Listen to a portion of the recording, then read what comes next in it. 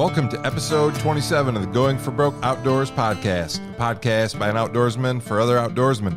I'm your host, Jeremy Gillespie. Today's guest is the one and only big buck serial killer, Dan Infalt. In this episode, Dan and I discuss October tactics for targeting big bucks.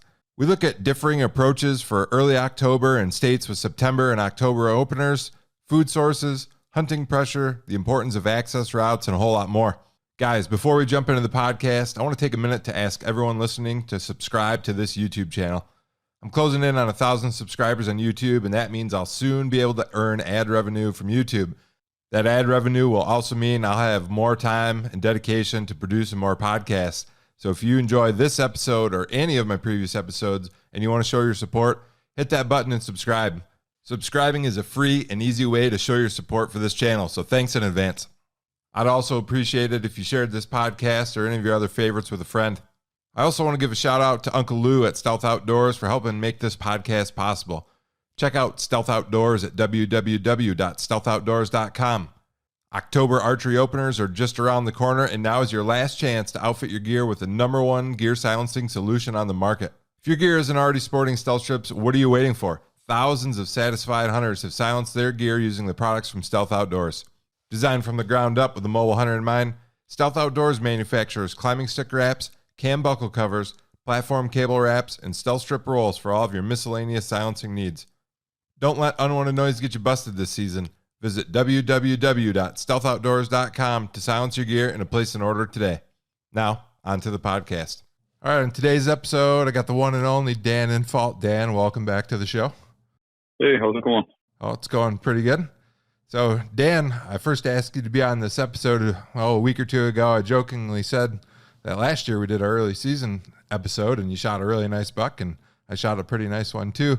So I wanted to have you back on to discuss October tactics, and maybe we'll both shoot good bucks in October this year. That would be good. That would be. Hey, I'll take it whenever I can get it, but we'll call the shot. We'll say October. All right. The first thing I wanted to discuss, Dan, is, and this is a little maybe out of your wheelhouse since Wisconsin's got a mid-September opener generally, but for the guys that are dealing with an October 1st opener, states like Michigan, Iowa, Pennsylvania, I'd assume that you'd agree there's probably some differences between early September and early October opener. So in a state like those previously mentioned, what kind of setup would you be looking for an early October opener? Now, early October, probably, like right around the opener for most states is October 1st. I would be looking around oak trees. I'd be looking, if there's not acorns, I'd be looking around, crops. I'd be looking, in bedding areas around those areas, obviously. Or water sources if it's still real hot in your area, or you get an exceptionally hot couple of days. I'd still be looking at the same things I look at in September in Wisconsin. Having the luxury of hunting in September, which a lot of people that are listening to this probably don't have, I see a trend. What I see is when our season opens, it's rocking. I still got a little bit of summer patterns. Matter of fact, I'd really love to see them open Wisconsin on September 1st and maybe have bucks only for 3 weeks or something, because I think the whole reason they don't open it earlier is because the fawns are a little young yet. But there's plenty of places that do have buck seasons early, and I think that'd be cool because you really have active daylight time at that frame. And for us in Wisconsin, I think it gets a little worse. By the time Ox comes around, we've had a little pressure. Where I think if you're coming in from like Michigan or one of these states that has an October 1st opener, you're going into it where they haven't had much pressure yet. So it's a little bit better hunt. Not much though. But what I have seen is that, that window of movement of getting those big bucks to move a lot longer distance like they do in September. Like you can get them on, food plot edges and stuff if they've been unharassed, they're bedding close enough in September. October, not so much. They start pushing back a little usually. But they might have a very short window of movement in that early October window. But I don't see much of a difference in my killing as I do in my earlier September, because I'm hunting close enough to bedding that they still move by me in daylight. I'm just noticing it's a lot more towards the edge of dark, that I'm getting those shots. That's the biggest difference for me. But I think if a guy is hunting the standard rotating through the tree stands, he's going to see a very slow period in early October. If he's not hunting in a spot for a reason, if he hasn't done his homework. One of the things we're talking about now, October, and how that's a little bit different, and one of the most maybe debated or misunderstood topics, I think, is the October lull. So let's talk about that a little bit. First of all, for you, Dan Infalt, do you believe October lull, true or false? If you force me into an answer, I would say true. But there's a lot of buts to go along with that. Now, most people tell me that the October lull is mid-October. That I don't agree with. To me, I see a lull in daytime movement around October 1st. Right around that time period is when it hits a low, maybe the first week of October. But you got to remember, I'm hunting a state that allows me to start early September and go through, October. So I start out with really good movement. It goes down and then it goes back up into rut, But a lot of people will call that October lull like the mid-October. And for me, I start seeing, kind of some start of some rut activity mid-October. Like around the 15th is when I start seeing the very start of deer getting interested in does or the bucks getting interested in does. That's the October 15th is when I start hunting mornings because I start seeing daylight movement in the mornings. So my idea of an October lull isn't the same as other people's. I think it's got several definitions. So I don't believe in some definitions, but I believe in my definition. I think it slows down at the beginning of the month, but most people don't see that. Because, if you're from Michigan, when you start hunting, it just keeps getting better because you start out in the lull, in my opinion. So it just keeps getting better into the rut. But if you started out in say, Wisconsin, and the hunting is really good, and then all of a sudden it drops down and then it goes back up, you'd probably say there's a lull. Sure. But the people that say October 15th, like mid-October, I don't know where they're getting that from. I don't see it. Well, in my opinion, one of the biggest contributors to a perceived lull might be hunting pressure. So give me your thoughts on how the hunting pressure in both Wisconsin, where you got the September opener, and a state like Michigan, where you'd have an October 1st opener, would affect the perceived lull. Well, I know Michigan guys won't want to hear this. They like to complain. But where I'm at in Wisconsin, there's really heavy pressure. It's a lot like when I hunted in Michigan. There wasn't much difference pressure-wise. And the pressure comes on pretty heavy to begin with. But, I find ways to find where the deer go to get outside of the pressure. But pressure certainly has an impact on it. My early October is probably a little worse than Michigan's because pressure-wise, Michigan hasn't seen pressure yet. I've already got guys in the woods. If you go back 20 years, nobody hunted in our September range. You'd see one or two cars out there. And the common phrase would be, you gotta wait till it cools down, Sure. Stuff like that. Or I'm not ruining my spot till rut. But people are becoming a little more educated and learning that there's rut spots, there's early season spots, there's ways to hunt in early season, and you can still kill giant bucks in early season. As a matter of fact, you can kill them a little better than rut sometimes. So now that they're catching on to that, this area is really getting pressured early season. In early September, I think we're opening on the 17th this year. I'm not positive on it, but I think that's what the date's going to be. When we open, these parking lots will be full like it's the second weekend of gun season. There'll be a lot of people out there. And rut gets even more. These parking lots just fill up here. It's nuts. There's people everywhere. So pressure is an impact here as well as it is in Michigan or whatever. And the difference is that we've had pressure for 3 weeks when October 1st comes. Michigan hasn't. So I think they might see a little better time frame in that opening week of October. Well, I want to back up a little bit. You mentioned early season, and I kind of mentioned this in the opening of the podcast. You arrowed a really great buck early season last year. In your video recap of that hunt, you mentioned that you thought that particular bedding area was only used during the early season. Mm-hmm. Yeah, I don't even think it was being used into October at all. And that's kind of my question. How might that bedding area have changed in October, and why might that buck have moved on to a different bedding area? What was it about that made you think it was only early season? Well, they were bedding in a willow thicket that those leaves start falling off in early October. Those trees are usually pretty bare come like second week of October. So I mean, maybe you could be there into October a little bit, but it don't take long and those leaves are gone. Do you think that's just the amount of cover or the shade that offers, both? What do you think it is about? Oh yeah, they don't want to bed in the open sun. And that was the only cover they had in that bedding area. And that bedding area had all the willow brushes rubbed like crazy. So I knew that there was a buck bed in there. There's probably 50 beds in there that you could see that were indented into the ground. They're bedded so much. And yet there's just like a summer and into hard antler that there's leaves in there. So if they're rubbing those trees, they had hard antlers. So that's telling me that early season they're in there. Certainly they're not in there in pre-rut.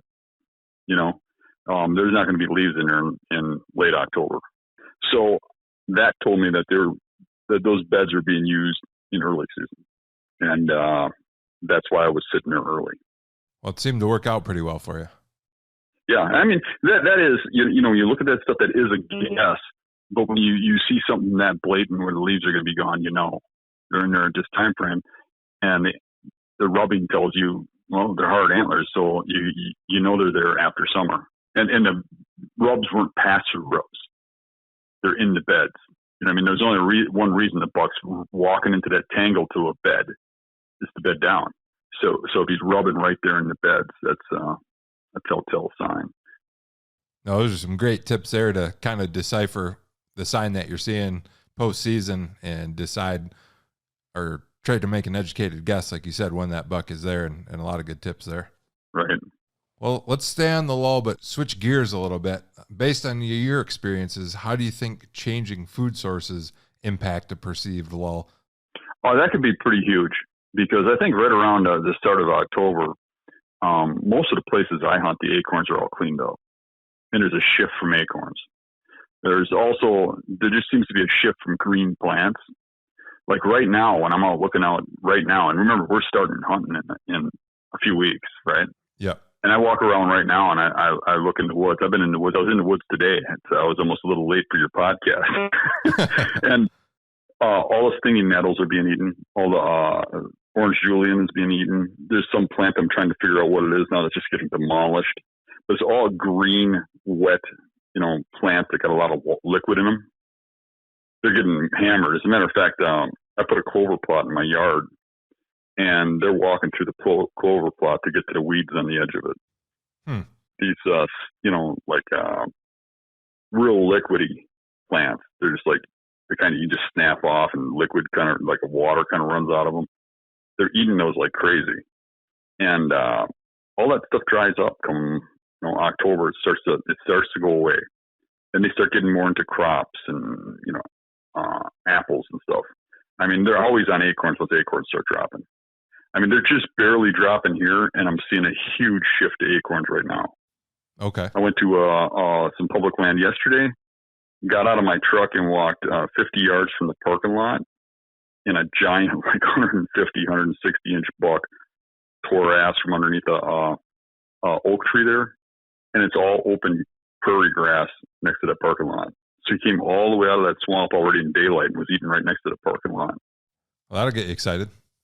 Oh, yeah, it was nice to see. Nice to see a shooter in that spot because I hadn't seen one yet there. And then the last thing I wanted to touch on the lull or perceived lull is, October, deer are putting on their winter coats, and it seems like, to me, at least in my experience, the temperatures have a lot more of an impact than daylight movement. So what do you think about the weather that time of year, and are you purposely targeting cold fronts like some of the other guys that are out there? I like a good cold front, but I don't think it's a game changer that much. I think it's a it changes a few things, but I know some people live and die by them. And, if I know where they're bedding, they're moving anyways. The difference is in a cold front, you can move a little further. Swamps are, you've hunted them. You can have a spot where there's like 7 or 8 buck bedding areas in a row.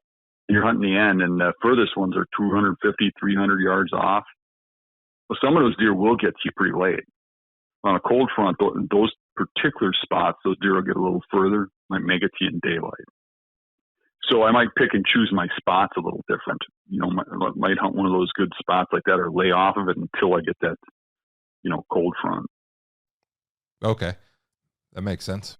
Another thing with the supposed lull too is you got to remember too, being from a state where the majority of the season is outside of the rut, I've learned and adapted to a lot of non-rut tactics. The majority of people in a state that opens like say October 1st, they go 15 days in and they start getting slight rut activity and then it picks up from there. Most of those guys, then they hunt gun as soon as the rut's over or kind of at the tail end of the rut. They really only know rut. So if they're hunting with rut tactics at the beginning of October, they're not going to see crap. And a lot of guys just hunt the same tactic like that the whole season. You got to get outside that box. I've definitely been guilty of that in a prior lifetime, so I can relate. Well, I want to move on from the lull, just different topic here.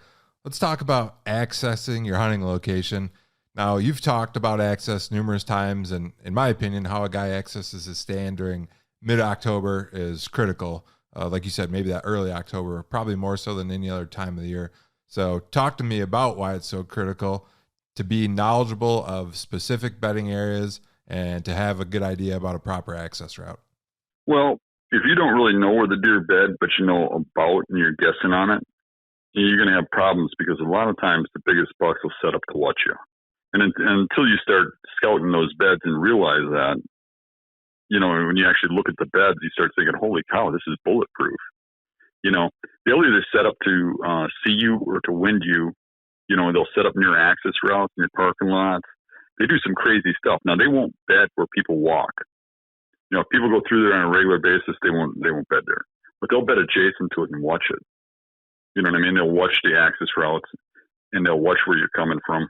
Look, their bedding is set up in a way that they're really watching out for themselves. So if you don't understand that, you got issues getting close. And if you're not getting close, especially in that early October frame, you're not getting them to move far enough to shoot them, in daylight.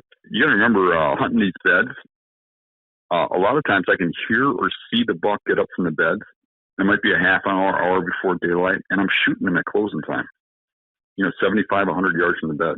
So if you're 200 yards back or 300 yards back, what chance do you have on that buck? Sure, every now and then one of them gets up and walks past me, an hour before closing. That's pretty seldom, but it happens. But that's why some people occasionally get a big buck. But if you want to get them on a regular basis, you got to get inside that window of that daylight movement. And that's my thing, or my forte, is to move into that narrow window of movement and not do it to a point of overdoing it and spooking the deer out of there. I want to touch on two things there, Dan.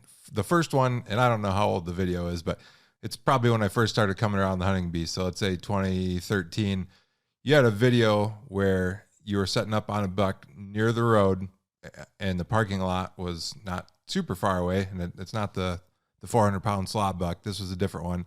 But you did a real big loop to get around on that buck instead of just coming in off the road or coming direct from the parking lot. So what I'd like to know is, what about that situation made you know that was going to be the best access? Like, how did it set up, and why did you decide to take that access route? Well, I knew that because I knew where the deer were bedding. I knew what the wind was doing. I knew what the thermals were doing. It's because I really studied, I did my homework. I studied the area up. You pre-scout it. Even now, now I don't even really have to pre-scout those areas. I can take a guess. But after looking at enough bedding areas, I can look at an area. I know how the deer are going to bed. I know how they're going to come out. I can sense where I'm going to see them, just based on what I've seen year after year looking at bedding areas, because it just repeats itself. There's certain terrains that hold them. There's certain reasons they're in certain spots. Sometimes you can't even explain it. It's like instinctive. But you've seen it so many times that something clicks with you, but it's hard to say. But usually it's because of land features like points, islands, or, like tall trees that are in inside the marsh in the wet stuff. You see a little island, you're like, oh, he's going to come off of there. Then you get out to, you look at where you're going to hunt, and you can kind of start seeing the trails coming out. And if you haven't pre-scouted it, you can take a pretty good guess, if you've looked at some stuff. But the best thing you can do is get in there in January or February and just really scout the hell out of it. Learn those bedding areas, learn how the trails come in and out of there, and then just do not go back till it's hunting time. But a lot of guys do that. But what they don't do is they don't sit there, look at where they're going to put their trees. They're standing in a tree. Think about different trees for different wind options. Look at their axis is really close. I mean, when you're in there, you have to do everything. If you have to clip a branch, do it. Don't come back. Don't keep going back to that spot. Every time you go in there, it's like a hunt. So you go in there, you get what you got to get done.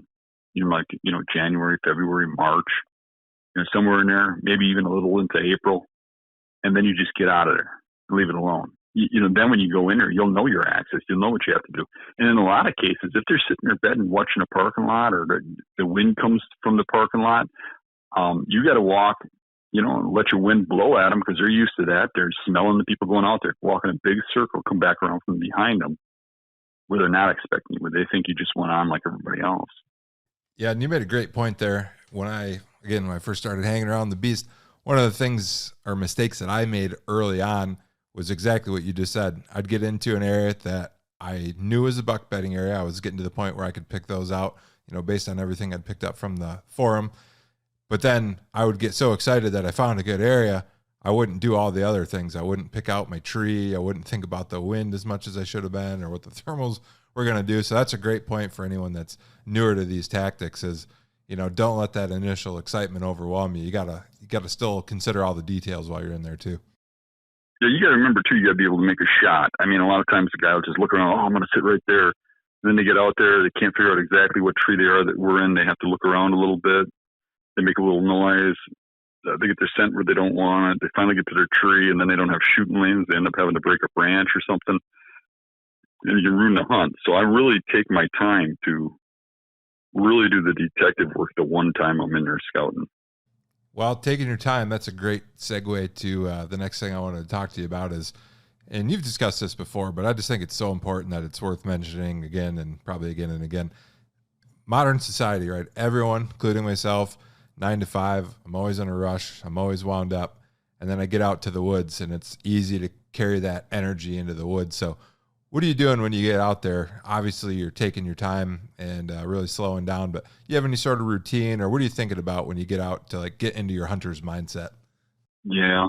So I come out of machine shop environment where I'm running a crew. We're doing a fast paced thing where we're doing repair jobs for people where they got a press down where it's $1 million an hour for that press being down. So they're like, we got to get this out. You're running around trying to get this stuff going and you're just fast paced all day. Or I'm making some sort of product for somebody, but they're on you to get things done fast. And then you're racing home because you want to get out hunting. So you're like putting the pedal to the metal and pushing as hard as you can. And you run in, you eat as fast as you can. And then when you go out, you got to slow down. It's hard to change. You know what I mean? It's hard to get out of that fast paced routine and slow yourself down. And I find myself, I try to walk slow, and then I'm all of a sudden speeding back up because it's, built into me from all these years of, working for a living. So what I need to do is when I get within like 100 yards of where I want to go, I usually stop and especially if it's a calm day, and I just sit on a log or something for a little while and just sit there motionless and just think and let my body just slow down. Let my thoughts slow down and stuff. I know it sounds weird, but it's hard to slow down just from, while you're walking, just think slow down. It's easier to let your metabolism, everything about you slow down and not even move forward until you hit that, and then go forward. At least for me. I'm sure it's probably not everybody's thing, but for me, it's like that. I got to stop and just hold up for a while in order to slow myself down. Yeah, I find myself for a couple of reasons. Like I said, the 9 to 5, and I get so excited about hunting that I'm real wired up. And I mean, there's a lot of ways to do it. Probably everyone's got their own routine, but when I start getting in somewhere, semi-close, I really try to start focusing on just like the plants and stuff, looking for browse, anything to get kind of focused in on the moment and get the hustle and bustle out of my mind. What I'm doing when I'm walking through there is I'm usually trying to, stop every few feet, scan around. And you got to remember, I'm hunting really close to the bedding. So I'm looking at the best route to get through without making noise. So I'm like, okay, instead of just following a trail until all of a sudden it hits a pile of brush you're trying to get through, I'm looking ahead as far as I can, saying, "Oh, okay, I got to take this way over here to get around that deadfall. Otherwise, I'm going to have to climb over that, and that's going to make noise. So I'm going to have to do this or that. If I go over there, the wind's going to do this or whatever." And then when I get in close, a lot of times, based on changing winds or something, I might not be in the exact tree I want to be in or whatever. Or if I'm going into a spot blind, I'm going to go in there real slow, and I'm going to look at the trees, kind of move towards one that looks like the right one, get closer, reanalyze, and look at the landscape, look at the shape of the ground, how's the wind, how's the thermals going to drop in the evening time. When it gets calm in the evening, the air is going to follow the ground. So I'm going to look at I don't want to get above the deer that are bedded, like on a ridge that's right above where the deer come out of the swamp. There's a reason they're bedding at that base of that swamp, because in the evening, the thermal's going to drop right down to them.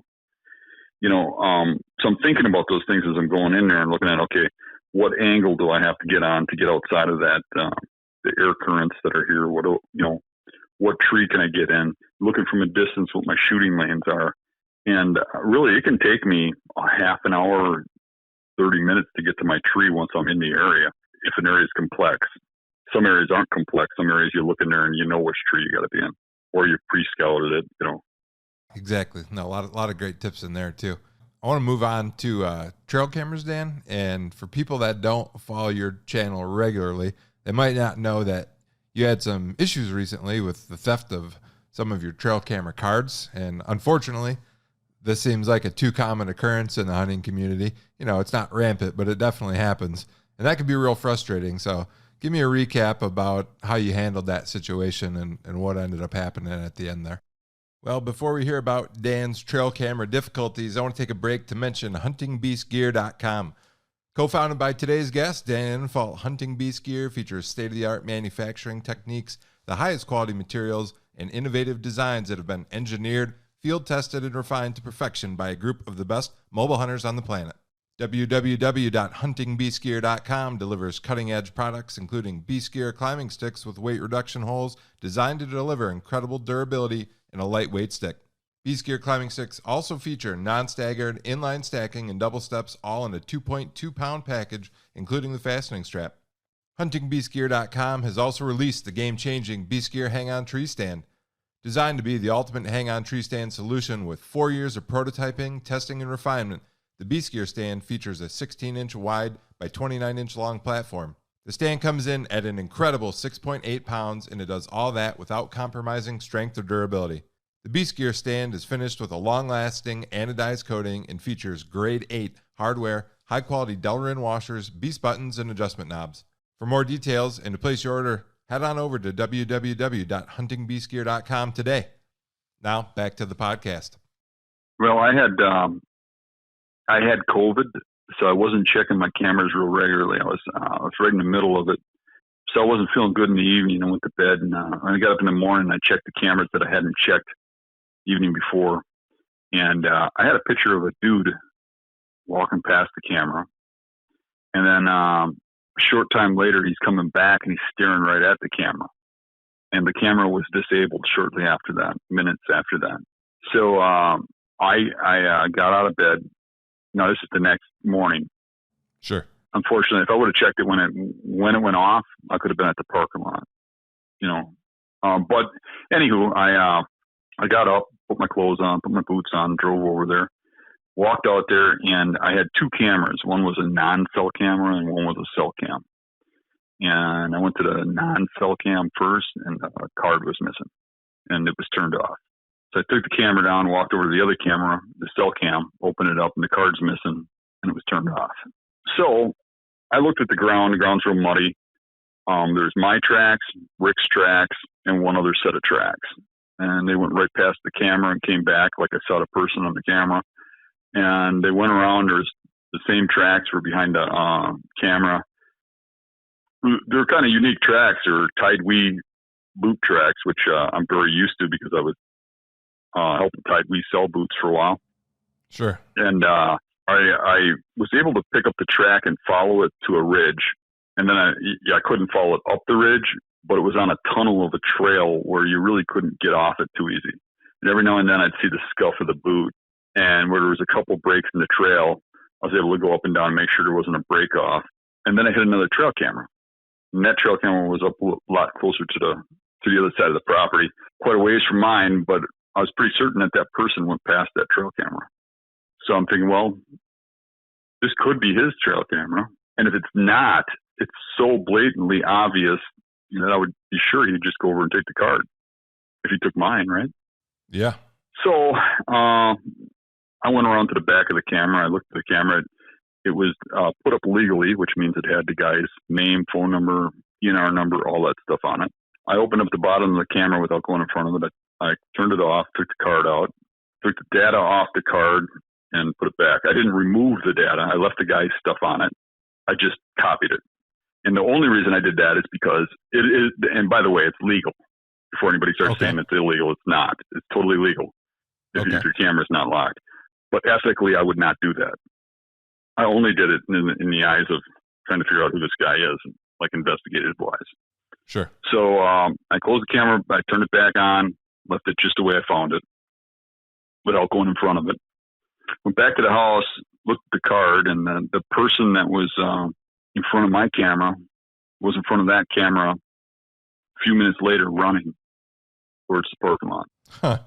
I don't have any proof that he did it other than what I just told you, which draw your own conclusions. So I looked up the person who owned the trail camera on the hill, and actually I ran into that guy in the parking lot, not the same guy. At first I thought it was, but I ran into him. I called him later and realized it was the same guy I ran into in the parking lot. And that guy freaked out when I told him my cameras were messed with, and he ran back there because he said he had 10 cameras out there. Oh, wow. And he called me later and he said that none of his cameras were messed with, only mine, which I did video where I put those cameras. I didn't say the property or anything, and I used a fake map of the property so you couldn't tell it was the same property. It was just similar. But if you're local, you'd know where those cameras were if you watched the video. So I decided the best thing to do, and here's the way I looked at it. I mean, it's just a couple cards, granted, right? Yeah. But I mean, that's the stuff that escalates. I mean, you start taking people's cards, then this guy thinks that guy did it, and that guy thinks this guy did it. Somebody's slashing tires next, and then there's fights breaking out, and then there's sabotaging going on, and how about we just all be honest, and be nice to each other, right? Yeah. So I thought it'd be a good opportunity for me to put out a video and let the public, view what happened and think about this. I mean, you could have some kid at his first year hunting. He saved up for a year to buy that camera. You could have some kid who got that for a birthday gift. You could have a seasoned hunter. You could have a disabled hunter. You could have some elderly hunter that doesn't even have an income anymore. You don't even know who you're taking that from. And it's obviously not a thief in my eyes, not a blatant thief. I mean, it's theft. Don't take me wrong. Yeah. But it's somebody who thinks that they're doing something like retaliatory, because otherwise they just take your camera, So there's some sort of like, you're in my area kind of thing, is the way I take it, Okay. But anywho, I figured if I put a video out there and put what evidence I had on it, that people would come forward. And they did. My phone rang off the hook, naming the person that was on the camera, naming, the person who owned the other camera. A lot of good things came of it. And I turned it into the DNR. And surprisingly, our warden was real eager to help with it, which I was glad because, it's $20 worth of cards. But he seems like a good guy. And he wanted to work on the case. As a matter of fact, at first there was some controversy of whether it was police or it was DNR. And he said, well, if it turns out that it's a police citation, I can do the investigation and turn it over to the police. He says that he wanted to be involved. It turned out there is a citation he could write because it was on DNR land. But I was in the yard one day, and the person that was on the camera came walking up my driveway and walked up to me and told me that he's the person on the camera, but he didn't take the cards. I asked him how the camera got shut off while he was there, and if he saw the person that was turning it off. He said no. I don't know where I can go from there. The warden interviewed him too. Apparently, he even called the warden because I named the warden in the video. Without me telling the warden, he called the warden himself. And then the warden went over and interviewed him. The warden interviewed the other guy that's got the cameras out there and a few other people. And as of right now, the case isn't closed, but without any further evidence, I don't think there's much we can do. And it's not really that I want to see anybody get charged out of this. I just want some people to think. You know what I mean? I just want to see some people think about what could happen if they're out there messing with people's cameras. Not only to the people that they're affecting, because it seems like nowadays people really don't care what they do to other people. But you can start thinking about what you're doing to yourself. I mean, you know, if you're messing with my cameras, I got a pretty big reach. You know what I'm saying? And you don't know whose cameras you're messing with. Yeah, probably the worst card you could have stolen in the whole country. Probably. I mean, I haven't looked lately, but I think that video's got about 100,000 views right now. Wow. And freaking everybody in this county watches the videos. I mean, I got messages from people high up in the county, like in the county board and stuff, telling me how that was such a great video about the card. So everybody's watching those videos, you know, especially, I mean, everybody's watching them. I don't mean it like that, but I mean, in my home county, yeah, I think everybody that's serious about public land hunting is probably watching those videos. So I almost feel a little guilty or bad for that guy, because he's got to be feeling pretty bad and feel pretty guilty. But I got no hard feelings. I just move on from it. The real thing was just to get people thinking. Yeah, and that was the whole reason I brought it up, because one, it was a kind of an interesting storyline, and like you said, there's no definitive proof. People can draw their own conclusions, but as far as the law is concerned, there's no hard evidence. It doesn't sound like. But yeah, like you said, could be a kid, could be an old person, could be the most famous hunting personality on YouTube right now, and could not work out very well for you. And you know, like I said, it's just a card, but still, those cost money. And I think any hunter would say, you don't care about the card so much, you care about what's on it, and that's really what you'd be bummed out about losing. So, yeah, I think I would go a little further too, and say, you know, first off, I really personally, I can't say that the person that was in that video took the cards. I don't know that. Right. I just know that he was in front of the camera, and a short time after that, it got shut down and the card got taken out of it. That's all I know for a fact. But after the DNR got done interviewing everybody, I want to be careful how I say this. Sure. He had wrapped up all of his interviews, and it was a couple days later, not even, I think it was the next day, I came home from scouting, pulled in my driveway, and I had a construction crew here working, and they were working on my building here, and they had stuff all over my driveway, so I parked my truck off to the side. And when I got up in the morning, and normally I would park my truck about 10 feet further than what it was, right in front of my home security cameras and right underneath a trail camera that I got hanging down the driveway. But it was just outside of that view, but it just didn't have enough range. It just didn't pick up my door. If it would have took a picture, it would have got whoever was there. But somebody came up my driveway in the middle of the night sometime and put the missing cards on my driver's side window. Matter of fact, if they would have stepped up to the front of the car and put them on the windshield, I'd have them on video. That's how close it was. Wow. The card that was in the regular camera was either wiped clean or it never took a picture. I was unable to recover anything off the card, even using some modern technology. But the other card that was in the cell camera was left alone. I had the same pictures that were on it that were sent to me. Yeah. But the one thing about it was that it was in the locked position. So it might have been the person didn't know a lot about it, maybe couldn't unlock it or didn't know how, you know. I have no idea. All I know is whoever it was felt guilty enough to bring the cards back. Yeah. And that does say something, because if he's just looking to be innocent, you're taking some pretty big risk coming here, putting them on my window. I would have much rather he knocked on the door and said he was sorry. But, you know, I'll meet him halfway. I got the cards back. The funny part is I do have perimeter alarms around my yard that when they're broke, they set off an alarm in my house, in my bedroom, and they never went off. I don't have them everywhere, but the common ways that somebody would come through my yard, they would set them. Dan, the whole reason I wanted to bring that story up is, like you said, get people thinking. And I think overall, the vast majority of sportsmen and women are pretty honest, stand-up people. But for whatever reason, it seems like this particular issue with messing with the cameras goes on more than it should. So it's a good reminder from someone who's got a big voice in, the community to say, knock it off and just mind your business, right? Because not that you would have been thrilled about it, but nothing would have prevented that guy from putting up a camera right next to yours, getting his own data, right? Right. And I'm not that way. I'm a pretty nice and easygoing guy, if somebody was really having a hard time with me hunting in the area, I'd just move on. That's just the way I am.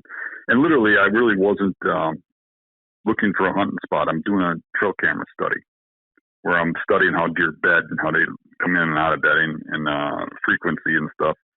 And so it was kind of annoying to have that interrupted in this way. And then I ended up having to take the cameras out of there and start over in a new area, Yep. I'm not really a guy big on trail cameras. They're a huge tool and stuff, but I think they just burn up a lot of time and they get you chasing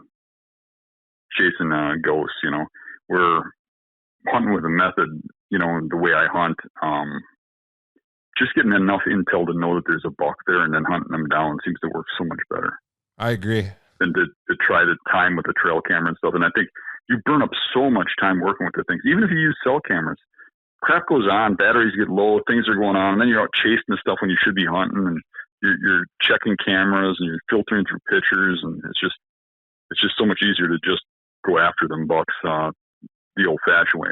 But I do like using the cameras for getting data, for getting historical data, and for learning things about deer. I'm with you. I've went the full spectrum. When I started hunting, I was younger and trail cameras weren't as big. I didn't have any. When I was still living in Michigan, at one point I was running up to 15 conventional cameras. And then when I moved to Montana, I haven't run a camera in the last 3 years. Granted, I moved to Montana, so the hunting's better. But I've actually killed like my top 4 out of my 5 bucks since I've quit running cameras. I'm in a better area and I've learned a lot over the last 5 to 10 years. So I can't say it's just a camera thing, but I'm with you. You can burn up a lot of time and energy. So you look at me, and I've ran cameras forever, right? Not a ton of them, but I'll put 1 or 2 out and check some things. And literally, when I was younger, obviously, I used them a little heavier, just kind of like young guys do now, right? Yep. I can only recall one buck out of all the bucks I ever killed. I can recall one buck that I killed because of data I got from a trail camera. That's a pretty crazy stat because you've killed a lot of bucks. Correct. Now, I can say that there's 3 or 4 that I've killed because I learned about them because of a trail camera. But usually it's a year later, or it's 2 months later. It's not where the camera was. It's just that I'm hunting that area because now I know the buck's there. But there's one buck that I killed because of the camera, and that one was on private land in Iowa where the landowner was running cameras. And he had like 50 cameras out. Every food plot, every trail, everything had a camera on it. And I just stopped and checked the camera, and I noticed for 3 days in a row there was a buck in front of it in daylight in the evening that was a nice buck. So I sat there that evening and shot it. That's the only time I ever got one with a camera. And I would not have shot that buck without the camera because I would have never sat over the top of an open food plot at that time of the year. Sure. But the camera didn't. Cameras don't lie. Yeah. Private land in Iowa, they're just on the track like a train, right? They just come around the same time every day. Kind of true. Yeah. Kind of true. Yeah. Well, let's switch gears here again. We'll get off the trail camera drama. Hopefully that's ended for you for the year, and for everybody else that's listening. Like I said, that's hopefully that nonsense stops for people. And it's good that you put out the video and we're talking about it here, just to get the message out, right? It's pretty easy to be a stand-up person, just leave that stuff alone. But let's talk about cornfields. Let's get back to October, mid-October specifically. And it seems like we were talking about the food shifts away from acorns, away from beans, away from those, wet browse plants. Corn seems to be a big draw that time of year. So talk to me about your experience with cornfields, and if you got one in your hunting area, how you would set up on it. And I'm not talking about necessarily right on the field, but if you know bedding areas, like how would Dan Infalt approach hunting an area with a cornfield, within the vicinity? Well, it depends on pressure, obviously. I mean, I've got, I can think of a cornfield that I hunt that doesn't have any pressure around it. The deer bed right alongside of it, and I got to slip right on the edge of that corn and hunt them on the edge of the corn. You got to remember, it's just like big weeds or like cattails. They'll come up to that in daylight. But in a lot of cases, when you're hunting public or you're hunting pressured areas, those deer are bedded back further, and you got to go to where they're bedded. But having that destination knowing where they're going is the key. You don't have to know where they're eating. You don't have to know what they're feeding on. You do have to know where they're bedding. But they'll bed in certain areas when they're feeding on that cornfield that maybe they wouldn't be there if it was beans and the beans are dried up, right? So on corn years, they're bed in certain areas, and once you start to learn that, then you hunt the bedding area as they're leaving to go to the corn. But I'll see a tendency for deer to bed closer to the corn if they're eating the corn, or closer to the acorns if they're eating acorns, or closer to beans if they're eating beans, right? But I've noticed certain areas that are really remote, like mature bucks will always be there. You know what I mean? So some bucks are just going to bed super remote, and if it takes them till 11 o'clock at night to get to that cornfield, it takes till 11 o'clock at night. So you really got to learn the bedding, and you got to figure out where that is. I mean, I would start close to the corn, but I'd make my way back. And obviously it just goes into the rules of what's overlooked, what's too remote for people to go to, what is everybody else missing kind of thing. I'd be kind of looking at a cornfield like what's the obvious sign everybody's going to be hunting? And is there like a tree line on the backside that's just kind of brushy and nobody'd really go over there? And maybe that's a good spot for a deer to kind of hang where he wouldn't see, any human pressure. I might try that. I have seen where there'll be like a little half-acre island of trees or a pond within a cornfield. They'll just have some big buck living in there for a couple of weeks, And if a guy could slip in there and hunt, he can do really well because he's isolated by all that corn and nobody really bothers him, Yeah, those little islands in the corn, one of my best hunting spots in Michigan, and it's, they were Michigan deer, so it's not like they were giant, but one of my best spots, it was exactly that. It was a swale in the cornfield. There was a small pond with like willows and one big cottonwood in there. And then about 80 yards away, the spot that I hunted, there was 3 or 4 apple trees and a fence line that was about 40 yards wide because that kind of had a low swale spot in it too. And, not always, but semi-regularly, there would be a decent buck in that swale. And then, just before dark, he'd come out, cross the corn, and pop out in the apples trees there. And for several years in a row, I had real good encounters in that area. So, what more could you ask for? You got corn and apples. He's got his water. He's got browse around the pond. He's got everything he needs in a little tight area where nobody goes. So this is an interesting spot. Let's talk about it a little more. There's a paved road probably 300 yards away. And then to the opposite direction of the paved road, there's a pretty big block of timber. And that's where all the neighbors hunted. You could see their tree stands along, my buddy owns this cornfield, but you could see their tree stands along the property boundary. And I ran cameras in this area for a year or two and would have bucks on it pretty regular. And based on the timing of the camera, I knew they were close by, but I could never really figure out exactly why. And this is, 10 years ago before I know what I know now. Well, one day I sat in that, what I thought at the time was a dumb spot in that little brushy fence row. And sure enough, they come out of that swale and that was the ticket. And then that turned out to be a really productive early season spot. Yeah, there's a good reason why we call those the fat girl spots. You feel a little stupid hunting them, but that's where you kill the big stuff, You had to be real sneaky getting in there, and occasionally there'd be a doe group in there, and you'd kick those out. So it wasn't a sure thing, but if you could get in there clean, it seemed like I said, I had a lot of good encounters in there. Well, while we're talking about October, another topic I want to touch on, Dan, is sign. One of the main themes of the Hunting Beast is hunting hot sign, and October is a month where a lot of sign is laid down. So first, I'd like you to discuss the importance of being in the woods as often as possible and how that helps you pick up on that sign. Yeah, when you talk October, things change so rapidly. Every week is so much different.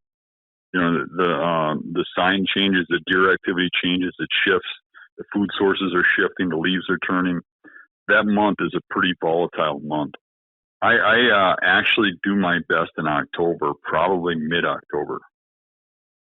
Probably like I want to say 14th or 15th to probably the 25th of October. In that pre-rut period when they start laying down a lot of sign, but they don't like move all over the place. They're not like chasing does yet or wandering great distances, but they start laying down a lot of sign. That sign glows and it's easy to hunt. It's easy to say, okay, he's coming out of that bedding area, he's going to that food source, or he's hanging here. Obviously, a rub that's up hip high is a lot better to look at than a track where you're kind of, it looks like it's a big buck, Yeah. The rub actually locks it in a little better for me anyways, especially if it's high. You can see the tines are hitting high and stuff. So that amount of sign that's going on and it's fresh is really nice, and really tells the tale of where those bucks are.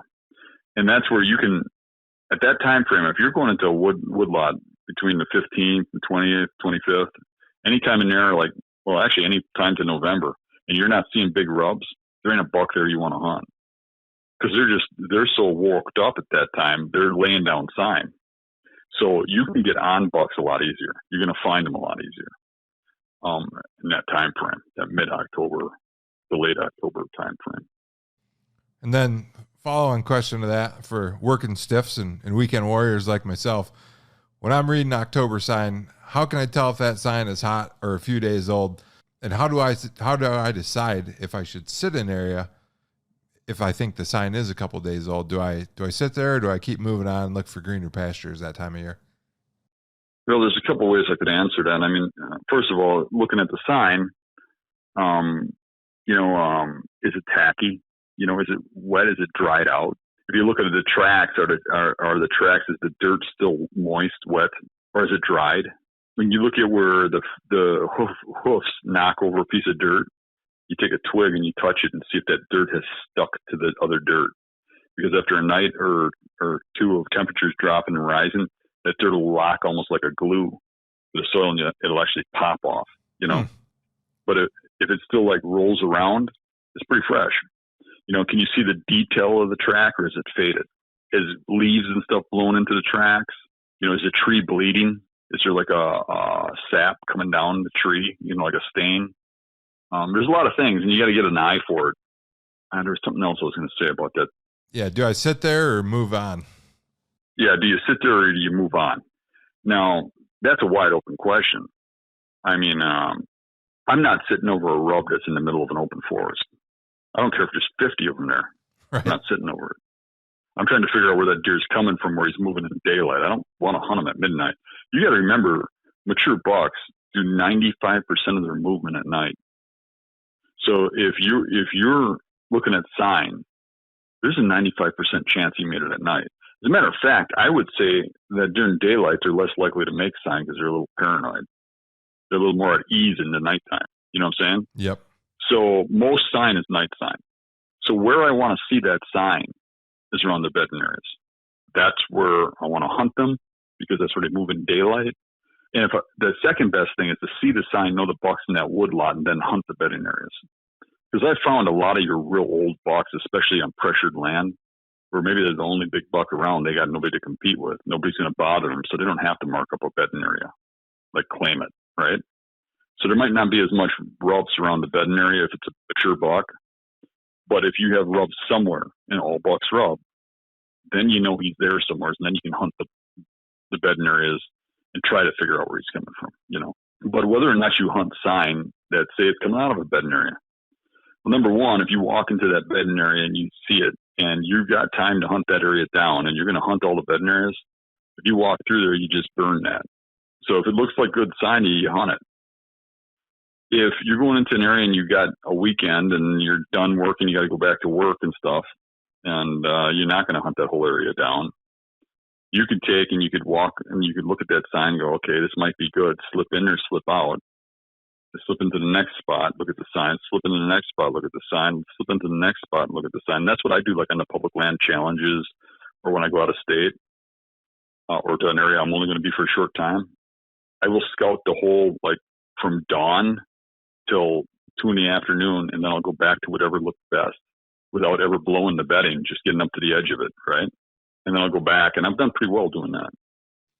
No, it's great tips there for sure. I think the more I hunt or the longer I've hunted, that's one of the main takeaways for me is I don't have the opportunity to hunt every evening, and I'm taking the latter approach there. I'm scouting in the mornings if I'm not hunting in the morning, especially before, November, I hunt mostly evenings, and trying to find that area that looks the best and hunting that. And, that's I think that's all you can do in that situation with those time limitations. Yeah, what you got to look at too, like the guy's hunting near home and he hunts a lot. I mean, if you know of 7 great spots, like 7 great bedding areas, don't walk in there and look at it and say the sign doesn't look good and you can go hunt someplace else, because you need to hunt those 7 spots fresh. You know what I mean? Yeah. You go in there, you hunt it. But if you're on a road trip or you're limited or you got wide open spaces and you're, in seek phase trying to find bucks, well, then you're doing what me and you were just talking about. One of our previous podcasts, and you talked about finding sign in open woodlots, but maybe not necessarily have it in the bedding area. Think back to the story you told about the buck where it was bedded in the old cars and you threw the rock at it, and you said there wasn't much big buck sign around there at all. Right. So that's a prime example. They can be in an area without a lot of sign if it's could be a productive bedding area. Yeah, that giant that I crawled up to in its bed and shot, that one there wasn't a rubber scrape within probably 100 yards of that bed. And that one, I picked the sheds up there. I saw that buck there for 2 years. I've seen him almost every time there's a west wind. Yeah, guys got to take some chances sometimes, right? If it's got all the ingredients to be a good bedding area, but it's not blowing up a sign, it still might be worth a hunt. Right. Well, one last thing I want to talk about here, Dan, and I found this kind of interesting. So I'm a big fan of the Penn State Deer blog. I read their blog pretty regular, and those guys aren't super serious deer hunters from what I can tell, but they're biologists and researchers, and they have an interesting take on things. And I was reading one of their articles, and it said 1 in 5 or 20% of does are bred by the end of October, which was a little surprising to me. I knew there was some breeding going on, but I didn't think it'd be quite that high. So do you have any tactics or strategies that you purposely capitalize on for early breeding? And then kind of as a second part of that, the late October tactics for breeding. I've read this a lot and we hear people talk about it on the forum, but I'd like to get your opinion. Do you think the same doe from year to year comes in heat at the same time? So I guess what I'm asking is, if you saw a doe being bred late October last year, let's say the 29th, are you heading back to that same area this year on the 29th looking for that doe and maybe bucks that she's attracting? Yeah, possibly. I mean, if I think I do think she probably breed at the same time in the same area, but it depends on what I'm on to, obviously. Okay. At the time. But I don't think that's a bad option. No, not at all. They repeat themselves pretty regularly. And then back to the first part of the question, what's your favorite or go-to? Are you doing anything different in late October that, maybe to capitalize on that early breeding, or are you just sticking to your bread and butter? I'm still hunting bedding, but I'm hunting rut bedding and or doe bedding. Looking at like camera studies and stuff we've done, you see bucks shift bedding areas and they're going into a rut bedding area, whether they're bedding with does or what, but they're kind of hanging in an area. Now, I'm looking at a study right now. I'm doing it right now. I'm just about done with it, and then we're going to release a video on it. And it was a camera that a fan ran, and then he gave me the card to dissect. He had a camera on a bed, in a remote swamp that was one bed in a bedding area. And I just saw, and you probably saw it too on the Beast Forum, somebody made a post about how buck bedding is random and that a biologist says it's random. That through studies you can prove that it's random or something like that. Okay. And I thought, you know what? That's kind of true, kind of not. you know what I mean? Yeah. So looking at this study that I had, this camera was out there from late October like the 20 something, the 28th or something, right? Through November 20th. And there's one mature buck in the study. And that mature buck visited that bed 6 times. Seems pretty random, don't it? Yep. So the thing is, I took that as it had does bedding in there constantly the whole season. And around the mid-October range, the bucks started coming. And I took it right away as that's going to be a buck bedding area. You're going to bed in there during the rut. You know what I'm saying? Yep. So for me, in this area, which the camera was in this area, I started seeing that, and I told you this before. I've said this many times. Around October 15th, I start seeing them start to turn towards looking for does, right? Not necessarily aggressively at first, but this when they start putting down scrapes, they start rubbing a lot, they start showing up where the does show up, right? Yeah. So I think about November 20th or November 15th, 20th, something like that, is about the tail end of that. So let's give that 1 month of 15th to 15th is what I say is the month of rut around here when I have my rut activity. And after that, we go into gun season. It slows down and stuff. I know some places rut is a lot later. I mean, you don't see much October activity when I go down to southern Indiana or something. You see it more into November. It's like 15 days later. Yeah. Right. Yeah, I'd agree. But here that window of October 15th and November 15th is the window that I look at. All 6 of those times that big buck was in that bed was within that window. And how many times did he bed in one of the beds that wasn't on the camera? I would say probably just as many times. But I don't know that. I know what I see in front of the camera. Yeah. So let's say that's 6 times within that 30-day period. Literally, that's if you count the days, that's like what, 1 in 6, 1 in 5 chances? Yeah, pretty good. 1 in 5, yeah. Man, I would hunt anywhere for a 1 in 5 odds. I mean, that's way better than, if you hunt 5 of those spots like that, you're likely going to kill one. Yeah. If you have it dialed in. So I would say that, yeah, that sounds random, but it's not really random. I mean, if it was any tighter than that, guys would kill them constantly doing what we're doing. You have to work for them, which you should have to work for them. That's what makes the thrill out of it. Agreed. But you got that time frame, and it's a matter of not only hitting the time right, but you got to be lucky enough to hit the right day. You know what I'm saying? But I think personally that in that time frame, that buck was probably there just as many times as he was on the camera. Yeah. So I would say he was probably there like 12 times. So I would say your odds were probably more like 40% or 50% of seeing them, if you went in the right time frame. Yeah, because the camera's not catching everything. Correct. If the camera was up in a tree aiming down at a bed, it had one little tiny window, and there's many beds in a bedding area. This is one bed. Now, granted, he didn't put it on the worst bed. He's going to put it on the one he thinks is the best bed. And it looked like a pretty damn good bed. And a lot of other bucks bedded or does bedded there, and you saw some dominance over the bedding area. But you can kind of see where you can get that. You can get the biologist's point of view. That's another thing too. When I looked at those 6 times, I don't remember exactly what it was, but it was something like 5 of them were a south wind. So now, if you hunt on a south wind, it's probably like a 80% chance you're going to either spook him out of there or see him, but he's going to be there. Yeah, looking a little less random in that case. Correct. So, I mean, if you start putting things together, instead of just looking at a study that only pinpoints how often that deer is there and say, he was only there 6 times in a year, then that buck might only be there 6 times in a year. But if you're there in a south wind within that 15 days, it's no longer random. No, sure isn't. And like you said, if you've got 4 or 5, 6, 7 of those spots where you've got that kind of trend, of course, nothing's 100%. Like you said, people would be killing them all the time, and nobody's doing that.